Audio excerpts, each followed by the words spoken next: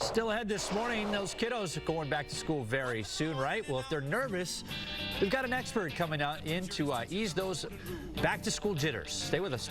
American history and practical man. You study him hard. Welcome back. It's almost back to school time, and with that comes stress for some kids. Whether it's entering a new school, making new friends, or dealing with an increased workload, there are a lot of reasons kids could have back to school jitters. So we're going to ease those jitters today with the help of our guest, psychotherapist Dr. Stephen Rosenberg joins us this morning. Dr. Rosenberg, welcome back. Thank you so much. I'm pleased to be here. Well, this is a big topic right now as we are gearing up for a new school year. So let's get right to your tips because you have some great ones. Your first tip is to turn your thoughts to positive ones. How can kids do that? Well, simply this. Look, anything new is something that is going to be nerve-wracking. Anything that you do in the school year, the beginning of a school year is new. So it's the fear of the unknown. Kids don't know what to expect. What do you think is going to happen when I get into school? Will the kids like me? Will I have the right clothes? Will my hair be okay? So, and not only kids, but teachers too. Over the years that I was in education, I remember teachers having school jitters first day of school too. Oh, who am I going to get in my class? What am I going to do? How am I going to do these lessons that I really worked hard on doing? So anything new, it's the fear of the unknown. But you know what? You've done it before. You will get used to it. Look forward to seeing friends. Look forward to getting back into a good situation of enjoying what you're doing at school. So stay in the moment. That's the first thing. I like it. And your second tip is about getting used to the earlier bedtime and wake up time. So you say to start going to bed earlier and waking up earlier before the school year actually starts. But of course, doctor, that is easier said than done. Oh, absolutely. Look, it's still summer, and there are a lot of school districts that will actually start school before Labor Day. And so, start to get used to going to bed a little bit earlier. Like every day, do like 15 minutes, half an hour earlier. Get up a little bit earlier. Instead of 11 o'clock in the morning, start getting up at 10, then get up at 9, then get up at 8, and then get up at 7. Some kids have to get up at 5:30 in order to get to school. So pushing your bedtime to an earlier time, getting up at a better time, get used to getting the early schedule going. Look forward to the morning. It's going to be beautiful every morning. Just get out there and enjoy getting up a little bit earlier. Get used to it. That's an important thing. Ease back into the schedule.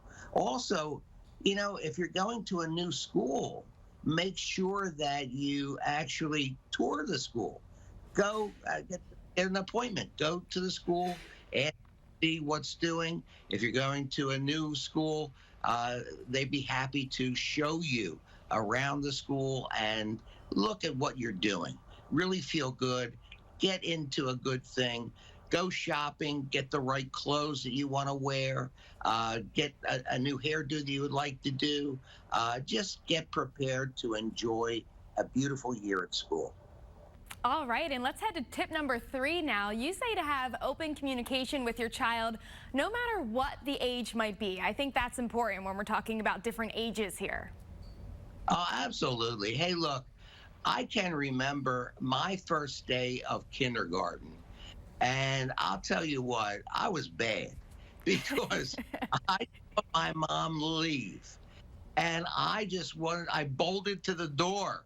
And poor Mrs. Rice grabbed me and she said, "Steve, sit down, they'll be okay." And I knew her because my brother had her for kindergarten. And I started kicking her in the ankles. That's all I could reach. So at any rate, she picked me up, helped me. And Mom went away. Mom was crying too. But when I came home, I had good communication with my mom and dad. They said to me, "Oh, I know that you felt really sad to be away from us. And, look, what did you feel?" They asked me how I felt. So it was great. I eased right into that. And that's what you should do with your children. Get good communication going. Ask them what's doing. Ask them how they feel. What can be done to ease their feelings that are maybe negative.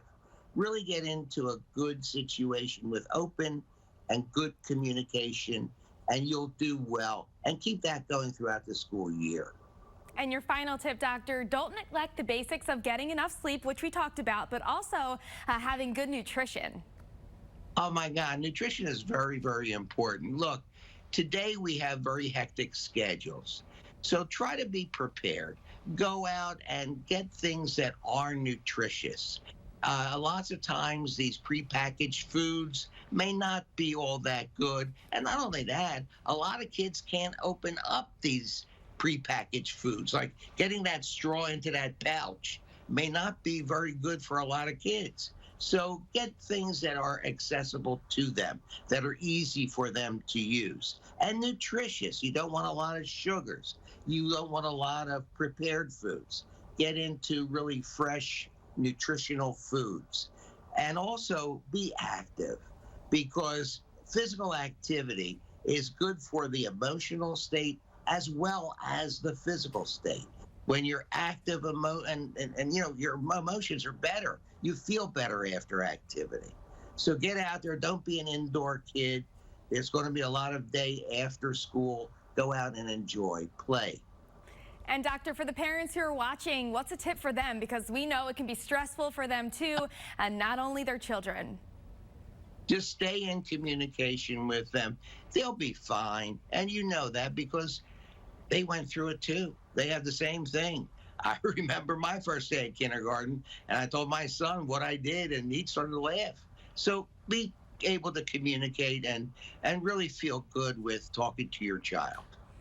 Dr. Stephen Rosenberg, thank you so much for joining us this morning. Great tips. Oh, it's my pleasure. Please have a great rest of your day.